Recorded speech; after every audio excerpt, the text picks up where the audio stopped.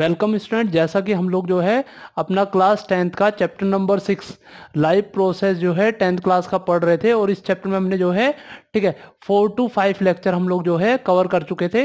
इससे जो पिछली क्लास थी हमारी, उसमें हम लोगों ने ट्रांसपोर्टेशन, सर्कुलेटरी सिस्टम वगैरह पढ़ लिया था हमने। साथ के साथ हमने ब्लड, लिम्फ, ब्लड क्लोटिंग और उसके फंक्शंस हमने जो है वो कवर कर लिए थे स्टूडेंट्स। साथ के साथ हमने जो है आर्टरी, विन और कैपिलरी में आपको जो है डिफरेंस भी करा दिया था। और मैंने पिछली क्लास में जो है ह्यूमन हार्ट का इंट्रोडक्शन वगैरह आपको बताया था। आज की क्लास में हम लोग जो है कुछ फंक्शंस भी बताए थे। आज की क्लास में हम जो है यहीं से जहां तक हमने इसको कवर किया था, इससे आगे से प्रोसीड करेंगे और कोशिश करेंगे कि आज की जो क्लास है उसमें ट्रांसपोर्टेशन को हम लोग जो है फिनिश कर सकें स्टूडेंट्स। तो चलिए अपनी क्लास में जो है आगे प्रोसीड करते हैं। तो देखिए स्टूडेंट, जो है आपको पिछली क्लास में मैंने आपको यहां तक आपको करा दिया था, जिसमें आपको जो है देखिए ये मैंने पूरा करा दिया था। ह्यूमन आर्टरी और विन का टॉपिक मैंने पूरा करा दिया था। ब्लड एंड लिम्फ का टॉपिक मैंने पूरा करा दिया था। ह्यूमन हार्ट हमारा थोड़ा सा जो है वो बचा हुआ था स्टूडेंट्स। ठीक है, ह्यूमन हार्ट जो है ये थोड़ा सा बचा हुआ था। मैंने आपको बताया था कि ह्यूमन हार्ट में 4 चैम्बर होते हैं। Left atrium, left ventricle, right atrium, right ventricle. तो ह्यूमन हार्ट में कितना चैम्बर हुआ? 4 चैम्बर हुआ स्टूडेंट्स। ये चारों के चारों चैम्बर जो है ये देखिए लंग्स से जुड़े हुए हैं। तो लंग्स से जो ब्लड आएगा वो किसके थ्रू आएगा? प्योर ब्लड वो प्लुमनरी विन के थ्रू आएगा। मैंने बताया था प्लुमनरी विन वैसे डीऑक्सीनेटेड ब्लड कैरी करती है, बट लंग्स से हार्ट के लेफ्ट आर्ट्रियम में ये कैसा ब्लड लेके आएगी? ऑक्सीजनेटेड ब्लड लेके आएगी। उसके बाद ब्लड आपका कहां पे आएगा? बाइक्यूस्पिड वॉल के थ्रू लेफ्ट वेंट्रिकल में आएगा। जब लेफ्ट वेंट्रिकल कंट्रैक्ट करेगा तो मेन आर्टरी या अरोटा के थ्रू जो है ये पूरी बॉडी में ऑक्सीजनेटेड ब्लड जो है पहुंचा दिया जाएगा बॉडी ऑर्गन्स तक। इसी तरीके से आपकी बॉडी में मेन विन के थ्रू डीऑक्सीनेटेड ब्लड आपका जो है राइट आर्ट्रियम में आएगा, है ना। राइट आर्ट्रियम में ब्लड आएगा। राइट आर्ट्रियम में आने के बाद यहाँ पे क्या होगी? ट्राइक्यूस्पिड वॉल होगी स्टूडेंट। इस पॉइंट पे ट्राइक्यूस्पिड वॉल होगी।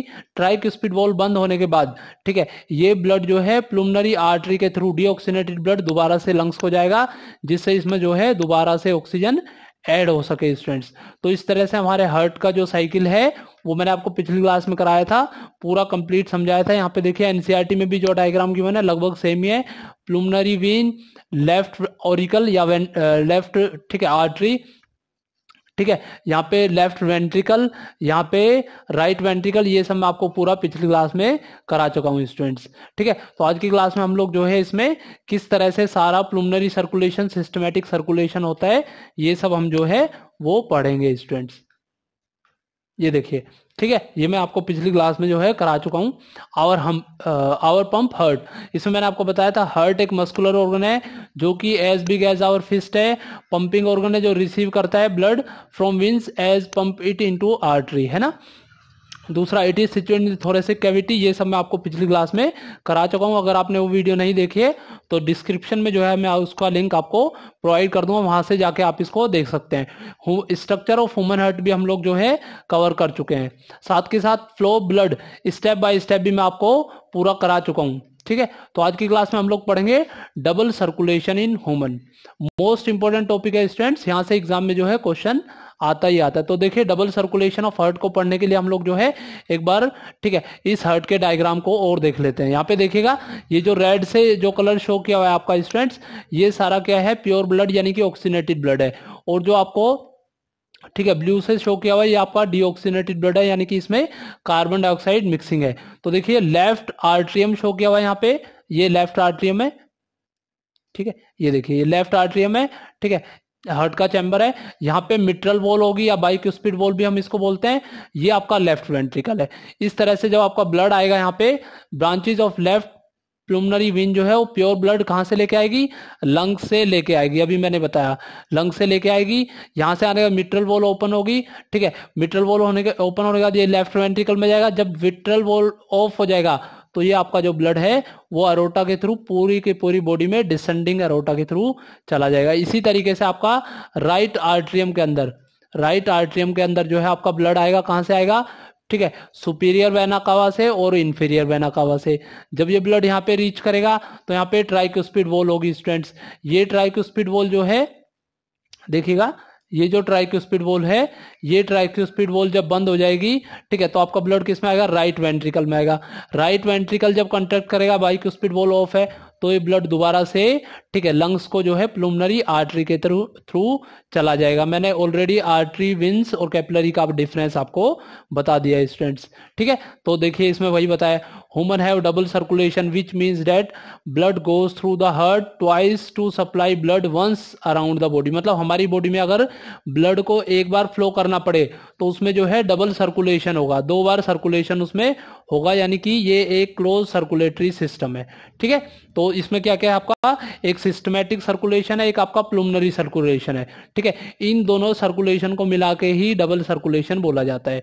दोबारा बता देता हूं एक बार, human have double circulation which means the blood goes through the heart twice to supply blood once around the body. Body में एक बार ब्लड भेजने के लिए उसको जो है 2 बार जो है उसकी सप्लाई होती है। दोनों सर्कुलेशन एक साथ चलते हैं, सिस्टमैटिक और प्लुमनरी सर्कुलेशन, इसलिए इसको हम बोलते हैं, ठीक है, डबल सर्कुलेशन। प्लुमनरी सर्कुलेशन क्या है, circulation of blood from lungs to the heart, है ना, लंग्स से हार्ट को ब्लड जाना और हार्ट से ओनली लंग को ब्लड जाना, इस प्रोसेस को हम लोग बोलते हैं प्लुमनरी सर्कुलेशन, ठीक है। इंपॉर्टेंट है, एग्जाम में पूछेगा।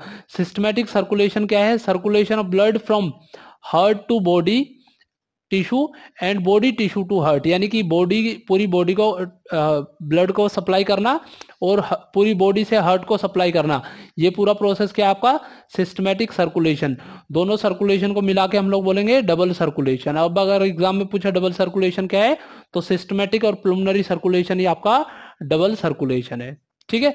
तो इस तरह से हमारा जो है ह्यूमन हार्ट में जो सर्कुलेशन का टॉपिक है वो मैं आपको पूरा करा चुका हूँ। एक बार हम लोग जो है इसको एनसीईआरटी से और जो है चेक कर लेते हैं। तो देखिए एनसीईआरटी में क्या दिया है, यहाँ पे सेम आपको हार्ट का डायग्राम दिया हुआ है स्टूडेंट्स, आप चाहे तो ये डायग्राम भी बना सकते हैं। यहाँ पे वॉल, सेप्टम वॉल दी हुई है, जितना मैंने आपको दोनों क्लासेस में कराया है, ठीक है, बेस्ट समझ में आएगा अगर आप इसको एक बार पढ़ेंगे तो, ठीक है। बाकी इसमें कोई भी अगर एक्स्ट्रा चीज है यहाँ वहां पे आप इसको पढ़ सकते हैं, जैसे यहाँ पे लिखा हुआ है, ठीक है, ये देखिए यहाँ पे जो लास्ट लाइन है, deoxygenated blood from the body to the upper chamber of the heart, right atrium as it relax and the right atrium contract corresponding lower chamber, right ventricle dilate करेगा, this transfer blood to the right ventricle which turn pump into the lungs for oxygenation. Since ventricle have to pump pump blood to various organ, they have thicker muscular wall. Important line है student, है ना, क्योंकि इसको पूरी body को जो है blood को सप्लाई करना है, तो इसकी वॉल क्या होगी, थोड़ी सी थिक वॉल होगी, क्योंकि इसको जो है ज्यादा प्रेशर से जो है ब्लड को पंप करना पड़ेगा। देन आर्टरिया वॉल्स इंश्योर करेंगी कोई भी back flow of the blood आपकी बॉडी के अंदर ना हो, ठीक है, व्हेन द आर्टरी और वेंट्रिकल आर कॉन्ट्रैक्ट। ये भी मैं पिछली क्लास में आपको कवर करा चुका हूं। और देखिए ये डायग्राम जो है अभी हमने जो है पिछली स्लाइड में भी इसको कवर किया था। यहाँ पे विंस है, यहाँ पे आर्टरीज है। देखिए लंग्स से जो ब्लड आ रहा है, लंग कैपिलरीज के थ्रू जो ब्लड आ रहा है वो प्लुमनरी वेन लेके आ रही है, कहाँ पे, हार्ट के अंदर लेके आ रही है। फिर हार्ट जब पंप करेगा इस ब्लड को तो अरोटा के थ्रू पूरी बॉडी को, और उससे फिर आर्टरीज में, और फिर दोबारा से कैपिलरी और बॉडी ऑर्गन पे आपका जो है ब्लड आर्टरी के थ्रू जाएगा, ठीक है, अरोटा की आर्टरीज के थ्रू जाएगा। फिर विंस उसको जो है कलेक्ट करेंगी, पूरी बॉडी से उसको रिसीव करेंगी, वेना कावा के थ्रू दोबारा से हार्ट के अंदर आएगा।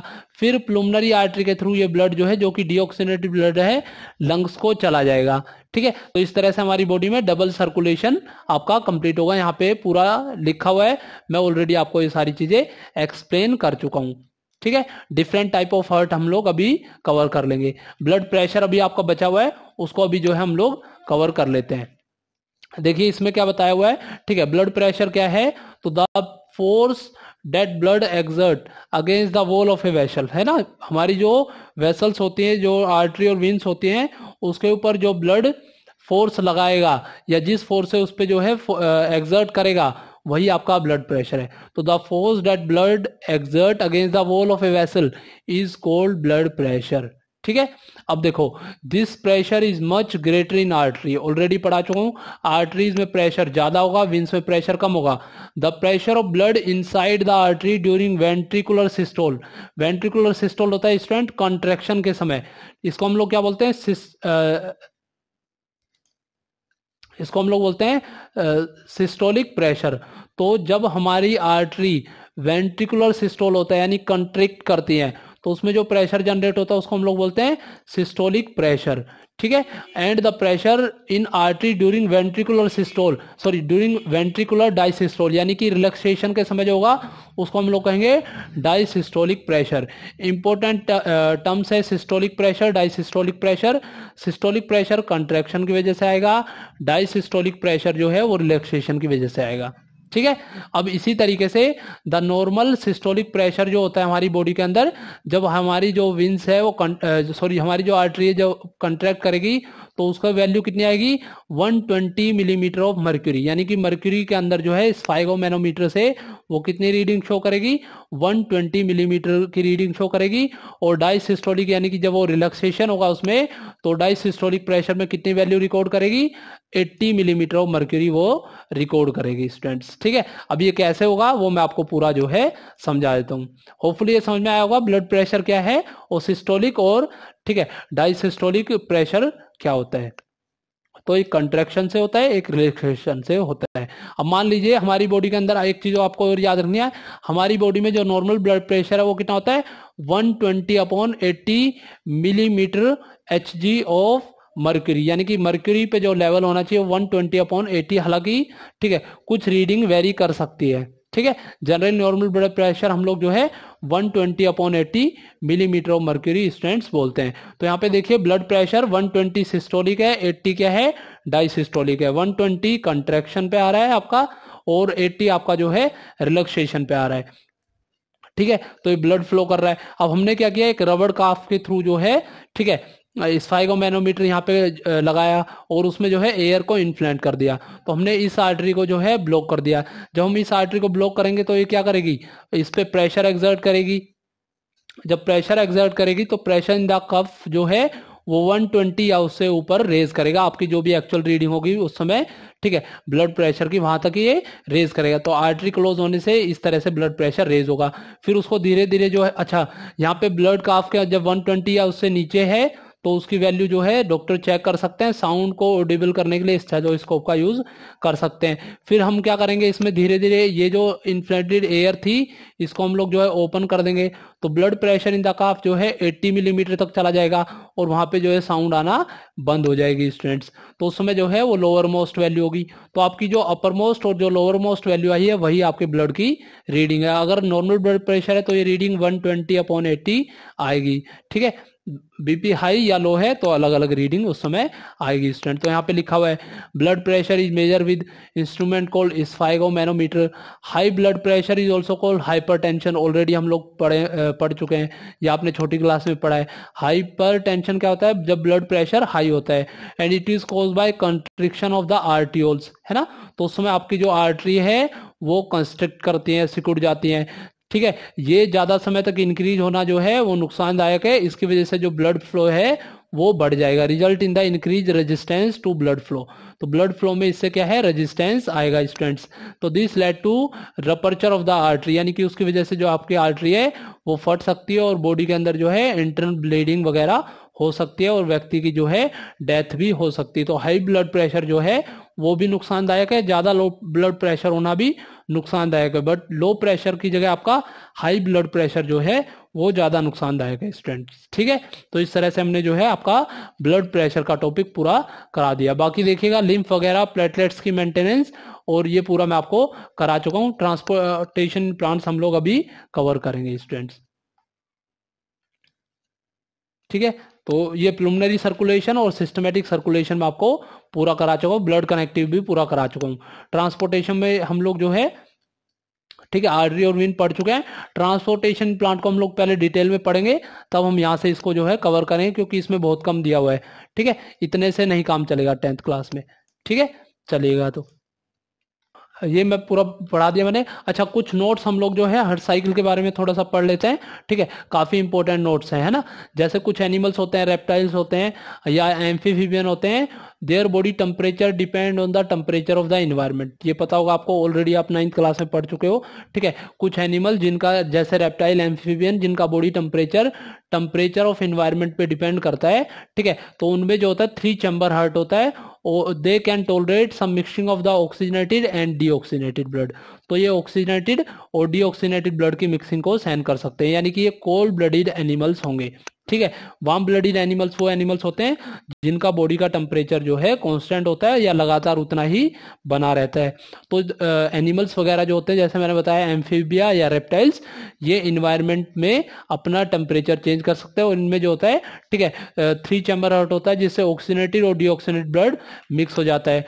दूसरा, fish have 2 chamber heart and blood is pump to gills, ये हमने पढ़ा हुआ है। ठीक है, टू गिल्स इज ऑक्सीजनेटेड। जो देखिए, मान लीजिए फिश है, उसमें 2 चैम्बर हार्ट होगा, उसमें पूरा जो ब्लड है वो गिल्स के थ्रू जो है ऑक्सीजनेटेड ब्लड जाएगा। ठीक है, और पास होगा वही blood rest of the body को। यहाँ पे ब्लड जो है ओनली एक बार ही हार्ट के अंदर जाएगा स्टूडेंट, यानी कि इसमें डबल सर्कुलेशन नहीं होगा। कई बार चैम्बर ऑफ द हार्ट वगैरह भी पूछा जाता है फिश का, तो याद रखना आपको 2 चैम्बर हार्ट इसमें होते हैं स्टूडेंट्स। इसी तरीके से the electrical activity of heart, है ना, आप लोगों ने मूवीज वगैरह में देखा होगा इलेक्ट्रिकल एक्टिविटी ऑफ हार्ट। ठीक है, साइनोसोइडल वेव के थ्रू दिखाते हैं, तो उसको हम लोग किस पे मेजर करते हैं या किससे रिप्रेजेंट करते हैं? Graphically represented by ECG. ECG stand for electrocardiogram. ठीक है, तो इलेक्ट्रोकार्डियोग्राम से उस रीडिंग को हम लोग जो है चेक कर सकते हैं। तो ह्यूमन हार्ट साइकिल में आपको देखिए कुछ एक्स्ट्रा चीजें बता रहा हूँ। तो इसमें बताया मैंने, एक आर्टियल सिस्टोल होता है जो कि 0.1 सेकंड तक होता है स्टूडेंट। एक वेंट्रिकुलर सिस्टोल होता है हमारे हार्ट में।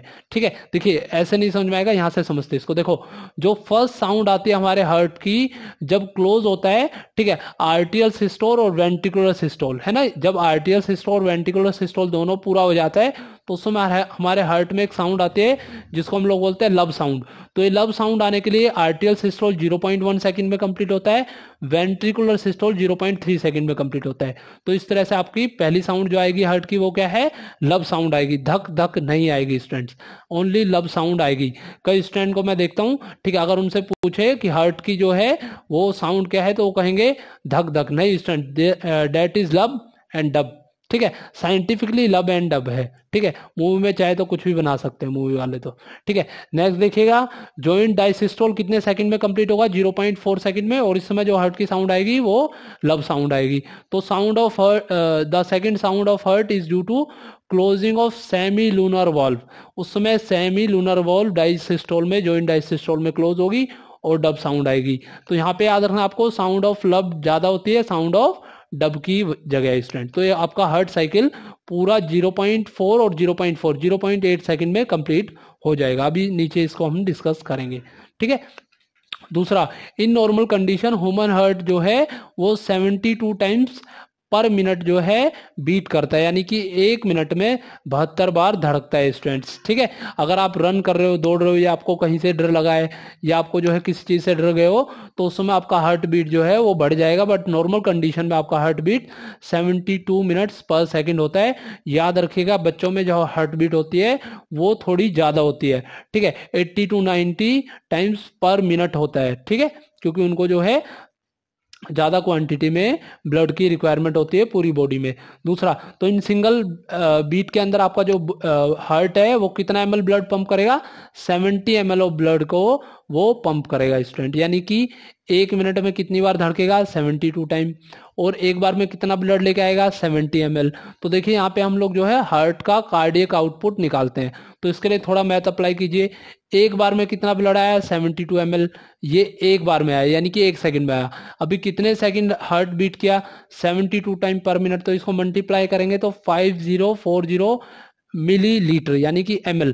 अगर हम इसको लीटर में कन्वर्ट करें, अप्रोक्सीमेट वैल्यू ले, तो ये आपका आएगा 5 लीटर पर मिनट, यानी कि आपका जो हार्ट है वो 1 मिनट में 5 लीटर ब्लड को पंप करेगा, यानी कि 1 मिनट में 5 लीटर ब्लड पंप करेगा। इसको हम लोग बोलते हैं कार्डियक आउटपुट। ठीक है, ये मैंने एवरेज व्यक्ति की बात करी है स्टूडेंट्स। ठीक है, यानी कि 1 मिनट में 5 लीटर ब्लड को पूरी बॉडी में हमारा जो हार्ट है वो पंप कर देगा। तो देखिए कितना इंपॉर्टेंट ऑर्गन हमारा हार्ट है। दूसरा, the artery carrying blood to muscles is called. देखिए अब मान लीजिए हमारा हार्ट है, हमारे हार्ट को खुद भी जो है ब्लड की जरूरत होती है। तो हमारा हार्ट ब्लड कैसे रिसीव करेगा, उसके लिए हार्ट के अंदर कुछ स्पेशल आर्टरीज होती है जिसको हम लोग बोलते हैं कोरोनरी आर्टरी। तो एनी टाइप ऑफ हिंड्रेंस अगर इस कोरोनरी आर्टरी के अंदर आता है, कुछ भी रुकावट अगर इसमें आती है, तो इसी की वजह से आपको जो है हार्ट अटैक आता है। ठीक है, तो इसको ठीक करने के लिए कई बार ओपन सर्जरी का भी यूज डॉक्टर्स करते हैं स्टूडेंट्स। ठीक है,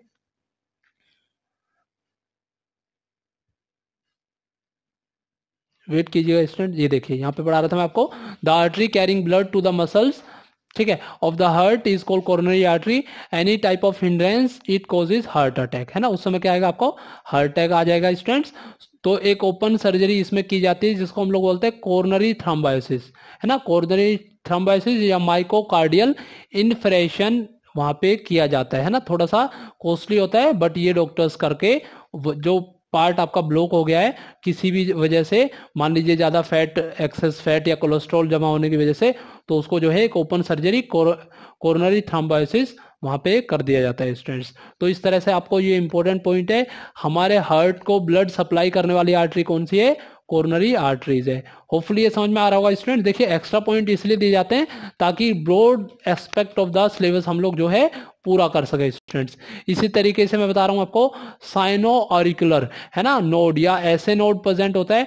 ये एक स्पेशलाइज एरिया होता है हमारा कार्डियक मसल का, ठीक है, और ये राइट ओरिकल की तरफ हमारा प्रेजेंट होता है, यानी कि राइट ओरिकल में क्या है, हमारा ऐसे नोड है, यानी कि साइनो ऑरिकुलर नोड प्रेजेंट होता है।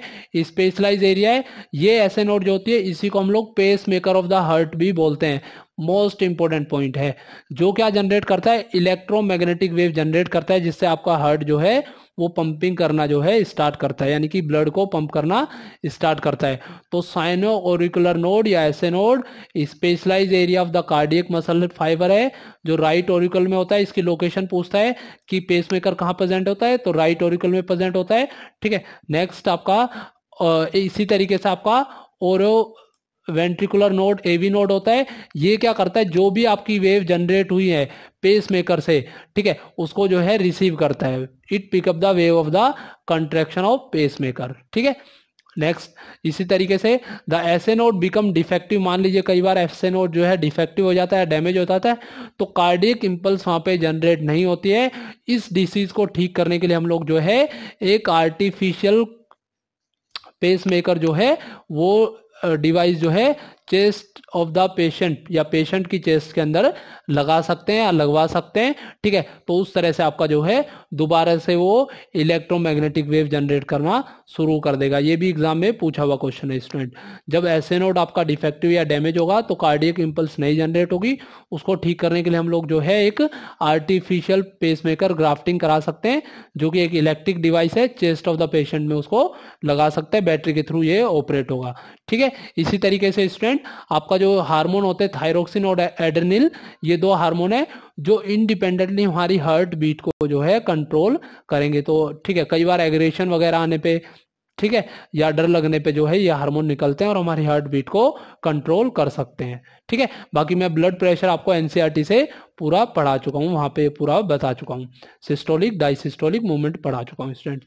चलिए तो आगे बढ़ते हैं, होपफुली सारा समझ में आ रहा होगा स्टूडेंट्स। काफी इंपॉर्टेंट टॉपिक जो है आपको कवर करा रहा हूँ। देखिए मैंने ऑलरेडी बोला था इस चैप्टर में नंबर ऑफ क्लासेस ज्यादा लगेंगी, ठीक है, लेकिन पूरा समझ में आएगा स्टूडेंट्स। ठीक है, अगर आपको ये वीडियो समझ में आ रही है स्टूडेंट तो प्लीज लाइक शेयर और सब्सक्राइब जरूर कीजिए, पूरी वीडियो देखिए। देखिए अधूरा ज्ञान कभी भी मत लीजिए स्टूडेंट्स। अगर आपको नहीं कोई चीज पढ़नी है तो उसको आधे मन से मत पढ़िए, जब पूरा मन हो तब उसको पढ़िए, क्योंकि आधी नॉलेज लेंगे तो खुद भी कंफ्यूज होंगे और बाद में उसको गलत भी करेंगे स्टूडेंट्स। ठीक है, चलिए तो हम लोग आगे पढ़ लेते हैं ट्रांसपोर्टेशन मटेरियल इन प्लांट्स, इसको भी मैं डेप्थ में कराऊंगा स्टूडेंट्स। तो देखिए यहाँ पे बताया मैंने, एज वी नो ट्रांसपोर्टेशन क्या होता है, एक लाइफ प्रोसेस होता है जिसमें कोई सब्सटेंस एब्जॉर्ब होता है, सिंथेसाइज होता है एक पार्ट में, मूव करता है वो other part of the body में।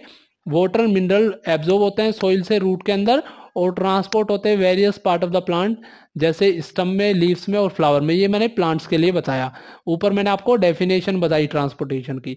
ठीक है, तो ट्रांसपोर्टेशन मैंने बता दिया, तो वाटर मिनरल भी एब्जॉर्ब होंगे सॉइल से रूट के अंदर और फिर वो ट्रांसपोर्ट होंगे various part of the plant में। तो इस तरह से आपका ट्रांसपोर्टेशन ऑफ प्लांट स्टार्ट होता है।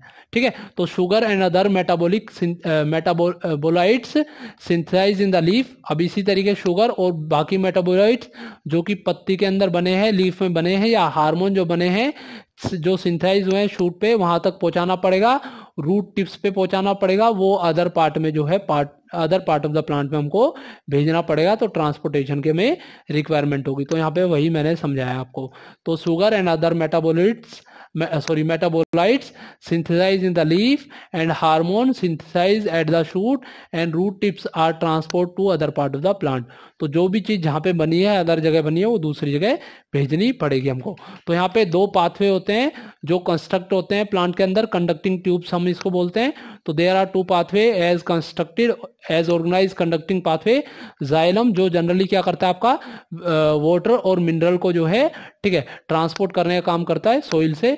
और फ्लोएम जो ट्रांसपोर्ट करता है प्रोडक्ट ऑफ द फोटोसिंथेसिस, यानी कि फूड वगैरह, शुगर वगैरह को या ग्लूकोज वगैरह को ट्रांसपोर्ट करने का काम करता है स्टूडेंट्स। ठीक है, जो कि अदर पार्ट में बना है उसको वहां से दूसरी जगह भेजेगा। तो हम वन बाय वन थोड़ा डेप्थ में इसको पढ़ेंगे, और एक वीडियो का मैं आपको इसमें एक लिंक दे दूंगा जिसमें आप चाहें तो जाइलम और फ्लोएम टिश्यू जो कि क्लास 9th में आप लोग पढ़ चुके हो, वहां से थोड़ा सा उसको दोबारा से रिवाइज कर सकते हो स्टूडेंट। तो पहला कंडक्टिंग टिश्यू हमारा है जाइलम एंड फ्लोएम।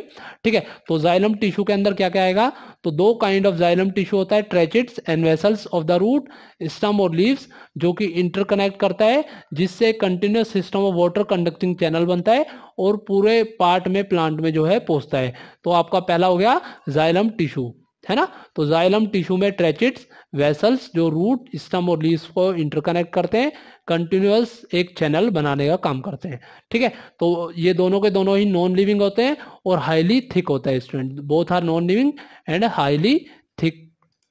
ठीक है, तो they both are non living and highly thick, ये आपको याद रखना है। तो ट्रेचिड्स क्या है? They are long spindle shape होती है जिसमें पिट्स प्रेजेंट होते हैं।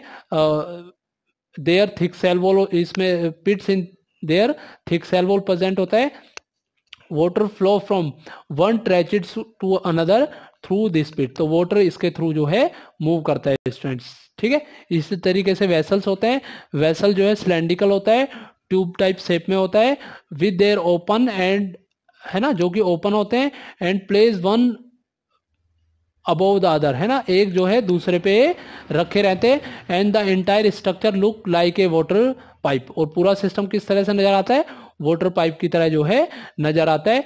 These are more efficient mode of water and mineral transportation than tracheids. याद रखना आपको, वेसल्स में जो है ज्यादा इफिशिएंटली वाटर और फूड या मिनरल्स आपका जो है, सॉरी, वाटर एंड मिनरल्स आपका जो है मूव कर सकता है student, due to presence of perforation tubes. तो इसमें परफोकेशन ट्यूब्स या प्लेट्स जो है प्रेजेंट होती है, इसकी वजह से जो है conduction of mineral and water कर पाता है। फूड के कंडक्शन के लिए हम लोग फ्लोएम पढ़ेंगे स्टूडेंट्स। ठीक है, तो इसी तरीके से मैंने कुछ एक्स्ट्रा में यहाँ पे समझाया। जो नॉन फ्लावरिंग प्लांट्स होते हैं स्टूडेंट्स, उसमें जो ट्रेचिड्स होता है सिर्फ वही एक कंडक्टिंग सेल्स होती है, यानी कि वाटर और मिनरल को ले जाने के लिए ओनली ट्रेचिड्स प्रेजेंट होते हैं। जबकि फ्लावरिंग प्लांट्स में ट्रेचिड और वेसल दोनों ही प्रेजेंट होता है, यानी कि जो बिना फूल वाले पौधे होते हैं उसमें ट्रेचिड्स एक कंडक्टिंग सेल है, जबकि नॉन फ्लावरिंग प्लांट्स में ट्रेचिड और वेसल या कोई एक वेसल्स ही प्रेजेंट होता है स्टूडेंट्स। ठीक है, यहाँ पे मैंने लिख दिया है। ठीक है, चलिए आगे हम लोग पढ़ेंगे। जब हम लोग वाटर का पढ़ रहे हैं, वाटर का कंडक्शन पढ़ रहे हैं, तो वाटर के कंडक्शन में सबसे इंपॉर्टेंट पॉइंट आएगा ट्रांसपीरेशन। तो ट्रांसपीरेशन क्या है? Loss of water in the form of vapour from the aerial part of the plant is known as transpiration. Water का लॉस होना वेपर के फॉर्म में प्लांट के एरियल पार्ट से, उसके सबसे अपर मोस्ट पार्ट से, उसी को हम लोग बोलते हैं ट्रांसपीरेशन स्टूडेंट। ट्रांसपीरेशन होना बहुत जरूरी है। ठीक है, कैसे जरूरी है इसको इन पॉइंट्स के थ्रू समझ लेते हैं हम लोग। ठीक है, तो देखिए, it help in upward movement of sap या water from root to leaves. क्यों? क्योंकि ये जो है अपवर्ड मूवमेंट ऑफ सेप या वाटर का रूट से लीफ की तरफ बनाए रखता है। It help in temperature regulation of plant, plant में टेम्परेचर रेगुलेशन का काम करता है। Under optional condition leaf can transpire its own wait water is less than an hour. तो देखिए, नॉर्मल कंडीशन में जो पत्ती होती है आपकी, वो अपने वेट के बराबर पानी 1 आवर से कम आवर में ही जो है ट्रांसपायर कर देती है, यानी कि ट्रांसपिरेट कर देती है स्टूडेंट्स। इसी तरीके से a tree transpires water equivalent to 100 times its weight in its lifetime. मतलब एक पौधा अपने जीवन काल में 100 गुना पानी जो है वो ट्रांसपिरेट कर सकता है। तो देखिए कितना इंपॉर्टेंट फंक्शन जो है प्लांट्स का ये है, जिसकी वजह से वाटर जो है या वाटर साइकिल जो है वो मेंटेन रहता है। दूसरा, it help in xylem sap movement, ये जाइलम सैप की मूवमेंट को बनाए रखता है, which simultaneously increase absorption of mineral nutrient by the root from the soil. अब देखिए मान लीजिए कोई भी चीज मूव कर रही है तो वो कहाँ मूव करेगी स्टूडेंट, हाई कंसंट्रेशन से लो कंसंट्रेशन। अब मान लीजिए वाटर आपका या मिनरल आपका मूव हुआ है तो वो नीचे ग्राउंड के अंदर हाई कंसंट्रेशन है, ऊपर क्या है लो कंसंट्रेशन है, तो ठीक है ये मूव करता जाएगा high to low concentration. But जैसे जैसे वाटर मूव करता जाएगा तो ऊपर कंसंट्रेशन बढ़ेगी, उस कंसंट्रेशन को कम करने के लिए क्या होता है वहां पे ट्रांसपिरेशन वो कर देता है, जिससे कंसंट्रेशन का प्रेशर लगातार बना रहे और वाटर का लगातार मूवमेंट होता रहे। बाकी फंक्शन ये कुछ इस टाइप से करता है जो मैं आपको बता चुका हूँ, जैसे टेम्परेचर मेंटेन करना, ठीक है, ट्रांसपिरेट करके जो है, ठीक है, प्रेशर सक्शन प्रेशर को बनाए रखना, ठीक है। तो ये इस तरह से आपका हो गया। इसी तरीके से it assist in cooling bye evaporation of water and reducing heat load on the leaves. तो पत्ती के ऊपर जो हीट का इफेक्ट पड़ रहा है उसको भी ये कम कर सकता है। अब ये होता कैसे स्टूडेंट, इसको समझ लीजिए, इंपॉर्टेंट है, ठीक है। तो water and mineral enter roots, देखिए mechanism of water and mineral transport in plant, यानी कि किस तरह से वाटर एंड मिनरल का ट्रांसपोर्ट होता है प्लांट में, वो मैंने यहाँ पे समझाने की कोशिश करी है, ठीक है। तो water and mineral enter roots from the soil through the root hair. Root के अंदर जो छोटे छोटे रूट हेयर्स होते हैं उसके थ्रू आपका वाटर और मिनरल जो है सोइल के अंदर एंटर करेगा। रूट हेयर डायरेक्टली कांटेक्ट में होते हैं फिल्म ऑफ द वाटर में in between the soil particles, ठीक है। इसी तरीके से the cell of the root which are in contact with soil actively, ये आयंस को टेक करेगी, जिसकी वजह से जो है एक कंसंट्रेशन का डिफरेंस जो है क्रिएट करेगी इस आयंस के थ्रू। तो जो रूट होती है, जो सेल ऑफ द रूट्स होती हैं, वो डायरेक्ट सोइल के कांटेक्ट में वो कुछ आयंस को अपनी तरफ खींचेंगी। जब वो आयंस को खींचेंगी तो उधर कैसा होगा, हाई कंसंट्रेशन होगा, ठीक है, जिसकी वजह से सॉरी उधर क्या होगा, लो कंसंट्रेशन होगा, जमीन के अंदर क्या है हाई कंसंट्रेशन है, तो एक कंसंट्रेशन ग्रेडियंट आपका जो है क्रिएट होगा बिटवीन सोइल एंड रूट। तो अब ये कंसंट्रेशन ग्रेडियंट एलिमिनेट करने के लिए स्टडी मूवमेंट ऑफ वाटर होगा रूट जाइलम के अंदर, रूट जाइलम के अंदर, याद रखना आपको। तो जिससे ये क्रिएट करेगी कॉलम ऑफ वाटर जो कि स्टेडीली जो है अपवर्ड डायरेक्शन में मूव करना शुरू करेगा स्टूडेंट। तो इस तरह से आपका वाटर जो है वो मूव करेगा। तो the pressure creating this column of water by itself is unlikely to be enough to move more water over height, मैंने अभी बताया। अब देखिए ये जो प्रेशर क्रिएट हुआ है वाटर कॉलम की वजह से, ये इतना इनफ नहीं है कि वाटर को इतनी ज़्यादा हाइट पे ले जाए जितनी प्लांट की हाइट है। कुछ प्लांट्स की हाइट बहुत ज़्यादा होती है तो वहाँ पे इतना सफिशिएंट प्रेशर नहीं है, तो प्लांट ने कुछ और तरीके भी निकाले हैं, ठीक है। वो क्या क्या तरीके हैं, तो plant uses strategy to move water in the xylem upward, है ना। तो कुछ और तरीका निकाला है जिससे वाटर जो है अपवर्ड डायरेक्शन मूव करके हाईएस्ट पॉइंट पे प्लांट में जा सके, तो वो क्या है, ट्रांसपिरेशन है, ठीक है। तो देखिए वही बताया हुआ है, as the plant has adequate supply water, water is mainly loss through stomata, तो स्टोमेटा के थ्रू कुछ वाटर लॉस हो जाएगा। The loss water is replace by xylem vessels in the leaf, तो लीफ में दोबारा से जाइलम वेसल के थ्रू वहां पे वाटर आ जाएगा। फिर the evaporation of water molecules from the leaf cell create a suction which push the water from the xylem cell of the root. तो देखिए इवेपोरेशन कर दिया प्लांट्स ने, इवेपोरेशन करने के बाद जो है, ठीक है, यहाँ पे जो है सक्शन प्रेशर लगातार जाइलम रूट ऑफ द, ठीक है, sorry xylem cell of the root से लगातार बना रहेगा। तो this loss of water is transpiration which help in absorption and upward movement of water and mineral dissolve in it from root to the leaf. तो इस तरह से आपका रूट टू लीफ मूवमेंट आपका होता रहेगा। Thus transpiration pull becomes the major driving force in the movement of water. आपको याद रखना है ट्रांसपिरेशन पुल ही एक मेजर फोर्स है जो कि movement of water in the xylems को कैरी करता है, यानी कि उसको स्टार्ट करता है जब स्टोमेटा ओपन होता है ड्यूरिंग द डे। तो दिन के समय ऐसा ज्यादा होता है स्टूडेंट्स, ठीक है। तो इस तरह से हमने जो है जाइलम का पूरा टॉपिक स्टूडेंट पढ़ लिया। अब हम पढ़ लेते हैं transport of food and other substances, ठीक है। तो transport of food and other substances कैसे होगा प्लांट्स में, ये हम लोग जो है पढ़ लेते हैं स्टूडेंट्स। तो देखिएगा sugar and other product of metabolic processes, particularly क्या होता है यहाँ पे, फोटोसिंथेसिस में बने हुए प्रोडक्ट, ठीक है, ये जो प्रोडक्ट्स हैं, ठीक है, इसको और कुछ हार्मोन्स को भी जो कि सिंथेसाइज हुए हैं लीव्स में, शूट में या रूट टिप्स में, इसको ट्रांसपोर्ट करना पड़ता है हमें other part of the plant में। किसके थ्रू करेंगे स्टूडेंट, फ्लोएम के थ्रू हम इसको कर पाएंगे, ठीक है। तो हम इसको किसके थ्रू करेंगे, फ्लोएम के थ्रू करेंगे, यहाँ पे देखिए लिखा हुआ है, ठीक है।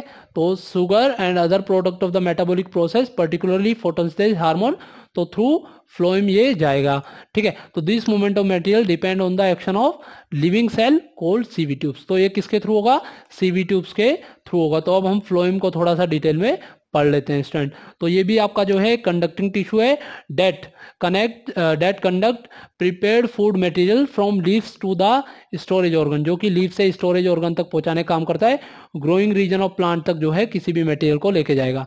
तो जनरली इसमें 4 कंपोनेंट होता है student, sieve tubes, companion cell, phloem parenchyma, phloem fibres, है ना, या फ्लोएम लाइक फाइबर्स इसमें प्रेजेंट होते हैं। तो 1 बाय 1 देख लेते हैं स्टूडेंट्स। तो सीवी ट्यूब से it is the component of phloem which occur as long as cylinder like structure इसमें होता है, लॉन्गिट्यूडनल सीरीज में जुड़े होते हैं, और ये एसोसिएट होता है कंपेनियन सेल के साथ मिलकर काम करता है। ये सेल लिविंग सेल होती है और help in the movement of food का काम करती है, यानी कि ये काम कौन करेगी, sieve tubes with the help of companion cell, साथ ही कोशिकाओं के साथ मिलकर ऐसा काम ये करेगी। तो this is a sieve tubes students, ठीक है। इसी तरीके कंपेनियन सेल क्या है, they are specialised parenchyma cell होती हैं which are closely associated with sieve tube element, अभी बताया, which play important role in maintenance of pressure gradient. तो प्रेशर ग्रेडियंट भी सीवी ट्यूब के अंदर कौन मेंटेन करेगी, आपकी कंपेनियन सेल्स मेंटेन करेगी स्टूडेंट्स। इसी तरीके से फ्लोएम पैरेन्काइमा ये स्टोर करती है फूड को और radial conduction of the food में भी हेल्प करती है, ठीक है, ऊपर की तरफ भी नीचे की तरफ भी उसमें मूवमेंट में हेल्प करेगी। दूसरा फ्लोएम फाइबर्स जो है ये ज्यादातर सपोर्ट देने का काम करता है और ये जनरली जो है डेड सेल्स होते हैं स्टूडेंट्स, ठीक है। तो होपफुली ये टॉपिक समझ में आया होगा स्टूडेंट। अब देखिए मैंने बताया जाइलम के अंदर क्या होता है, ट्रांसपिरेशन होता है, इसी तरीके से फ्लोएम के अंदर क्या होता है, ट्रांसकोलेशन होता है स्टूडेंट। तो ट्रांसकोलेशन क्या है, transport of food from leaves to other part of the plant is known as translocation, ठीक है। तो transport of food from leaf to other part ही क्या है, ट्रांसकोलेशन है, ठीक है, इंपॉर्टेंट है, याद रखना है आपको। तो देखिए it is necessary in the plants as every part of the plant need food for the harnessing energy, ये इसने बताया क्यों जरूरी है, ठीक है, for the building and maintaining the organism. तो इस तरह से उसको फूड की रिक्वायरमेंट है, इसीलिए आपका जो है, ठीक है, ट्रांसकोलेशन होना जरूरी है स्टूडेंट्स। अब देखिए यहाँ पे एक डायग्राम आपको दिखाया हुआ है, ठीक है, ये देखिए आपका ट्रेचिड शो किया हुआ है, आपका वेसल शो किया हुआ है, ठीक है, जाइलम के अंदर ये आपका पिट शो किया हुआ है, ठीक है, ये भी आपका पिट्स का ही डायग्राम है, ये आपका जाइलम पैरेन्काइमा को शो किया हुआ है, साइटोप्लाज्म न्यूक्लियस वगैरह शो किया हुआ है, और ये देखिएगा स्टूडेंट्स आपको सेक्शन ऑफ द फ्लोएम भी शो किया हुआ है, sieve plate, sieve tube, phloem parenchyma, companion cell, ये आप लोग 9th क्लास में पढ़ चुके हो ऑलरेडी, मैं आपको बता चुका हूँ, डिस्क्रिप्शन में मैं आपको वीडियो दे दूंगा। दूसरा इस चैप्टर में जो हम लोग शायद 5 पार्ट जो है वो बना चुके हैं, अगर आपने वो नहीं देखे हैं स्टूडेंट तो डिस्क्रिप्शन में उसका भी मैं आपको लिंक प्रोवाइड कर दूंगा, उसको जरूर देख लीजिएगा, ठीक है। अच्छा नेक्स्ट है आपका, अब फूड का ट्रांसपोर्टेशन कैसे होता है, इसका मैकेनिज्म क्या है वो भी एक बार समझ लीजिए। तो the translocation of food including amino acids and other substance occur in the part of vascular tissue, किसमें होगा, फ्लोएम होगा। तो this translocation of food as other substance mainly take place in the sieve tubes with the help of adjacent companion cell both in upward and downward direction, already बताया मैंने। The transport of phloem is achieve by utilising energy. अब देखिए वहां पे xylem के अंदर energy की जरूरत नहीं थी, बट फ्लोएम में क्या है, एटीपी के फॉर्म में एनर्जी की रिक्वायरमेंट होगी। ATP stand for adenosine triphosphate, already इस चैप्टर में कवर कर चुके हैं हम लोग। तो the transport of phloem is achieve by utilising energy from ATP. Osmotic pressure of tissue increase होगा जिससे वाटर मूव करेगा, ठीक है, इसके अंदर वाटर मूव करेगा। This pressure move with material in the phloem off to the other tissue. अब देखिए वाटर के मूवमेंट से ही आपका फूड का मूवमेंट भी होगा। तो this pressure moves the material in the phloem, phloem के अंदर वो मटेरियल आएगा और अदर टिश्यू तक उसको जो है भेज दिया जाएगा स्टूडेंट्स, है ना। तो in this way phloem help in the movement of material, ठीक है, और food according to plant need वो पहुंचाएगा, ठीक है, इंपॉर्टेंट है। ठीक है। चलिए तो नेक्स्ट पढ़ लेते हैं स्टूडेंट हम लोग जाइलम एंड फ्लोएम में डिफरेंस। देखिए 10th क्लास में आपको जो जाइलम और फ्लोएम में डिफरेंस लिखना है वो थोड़ा सा आपको 9th क्लास से अलग लिखना पड़ेगा। इसमें आपको एनर्जी वगैरह के बारे में पढ़ाना पड़ेगा या बताना पड़ेगा। तो xylem conduct water and dissolve mineral from root to leaves, अभी कवर कराया। Phloem conduct prepare food material from leaves to other part in dissolve form, already cover कराया। Transport of material take place through vessel and tracheids, xylem में अभी पढ़ाया। Transport of material take place through sieve tubes with help of companion cell, अभी पढ़ाया। ठीक है। Third point important है, ये बता देता हूं आपको। In xylem upward movement of water and other dissolve mineral is mainly achieve by transpiration pull, important line है स्टूडेंट। जाइलम के अंदर मूवमेंट ऑफ वाटर और डिजोल्व मिनरल किसकी वजह से होगा? ट्रांसपिरेशन पुल की वजह से होगा। ठीक है। इसी तरीके से इन translocation material transfer into phloem tissue by using ATP energy, ये क्या करेगा? एटीपी एनर्जी का यूज करेगा स्टूडेंट्स। ठीक है। इसी तरीके से it is mainly cause by suction pressure created by evaporation. Xylem के अंदर क्या क्रिएट होता है? Evaporation of water molecules from the cell of the leaf, ऐसा होता है। It is mainly lead to increase in the osmotic pressure that move the material in the phloem to the tissue that has less pressure. तो high pressure से less pressure की तरफ, ये suction pressure की वजह से ऐसा होगा स्टूडेंट्स। दूसरा, ये सिर्फ यूनि डायरेक्शनल होगा, अपवर्ड मूवमेंट होगी इसमें आपकी अपवर्ड और downward by directional movement student होगी। ठीक है। तो देखिए स्टूडेंट हम लोग जो है आज की क्लास में अपना जो है पूरा जाइलम फ्लोएम प्लांट का हमने पढ़ लिया, हर्ट का साइकिल वगैरह हमने पढ़ लिया। एक बार हम लोग जो है अपने दूसरे नोट्स में और देख लेते हैं, कोई पॉइंट इसमें बचा होगा तो उसको भी हम लोग जो है कवर कर लेंगे। बाकी देखिए इसमें बताया हुआ है जाइलम क्या है, फ्लोएम क्या है, ट्रांसपिरेशन पूरा बताया हुआ है, ये मैं आपको ऑलरेडी इन डिटेल में अब पढ़ा चुका हूँ। फंक्शन ऑलरेडी बता चुका हूँ आपको। ठीक है। ट्रांसकोलेशन का फंक्शन बता चुका हूँ स्टूडेंट्स। ठीक है। तो देखिए यहाँ पे बहुत कम दिया था, इसलिए मैंने जो है एक्स्ट्रा पॉइंट्स लेके आपको ये सारा समझाया स्टूडेंट्स। ठीक है। देखिए ठीक है, एनसीईआरटी में एक डायग्राम भी दिया होगा आपको जिसमें ट्रांसपिरेशन को शो किया हुआ है। ये देखिए ट्रांसपिरेशन को लगातार शो किया हुआ है। Transpiration movement of water during transpiration of a tree, ये देखिए डायग्राम, इसमें दिखाया हुआ किस तरह से वाटर का मूवमेंट हो रहा है, ऊपर जाके वाटर वेपराइज हो रहा है। इसी तरीके से फूड एज अदर सब्सटेंस का भी यहाँ पे समझाया हुआ है स्टूडेंट। बट मैंने आपको जितनी डेप्थ में बताया है उतना आपको जो है ठीक है शायद समझ में आ गया होगा। ठीक है। तो चलिए स्टूडेंट आज की क्लास हम लोग यहीं पे ओवर करते हैं। होपफुली ये वीडियो आपको समझ में आई होगी। अगर आपको समझ में आई है स्टूडेंट तो लाइक शेयर और सब्सक्राइब जरूर कीजिएगा स्टूडेंट्स। Thanks student.